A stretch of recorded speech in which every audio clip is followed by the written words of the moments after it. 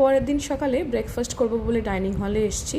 Breakfast তো complimentary, তো ব্রেকফাস্টে অনেক অপশান আছে, bread, butter, jam, boiled egg, উপমা, নুডলস, ফ্রুটস, চা, কফি ইত্যাদি।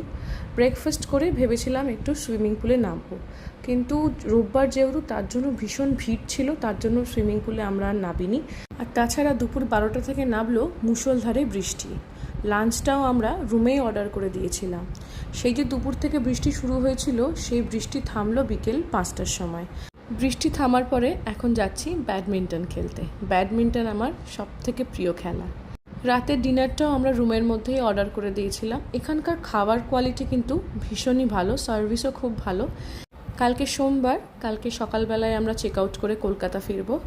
জায়গাটা খুবই সুন্দর, পুরো সবুজে ঘেরা। আর যেহেতু এত গাছপালা আছে, তাই ফ্যামিলি ট্রিপে যদি ছোট বাচ্চা থাকে সেক্ষেত্রে বর্ষাকালটা অ্যাভয়েড করলেই ভালো হয়।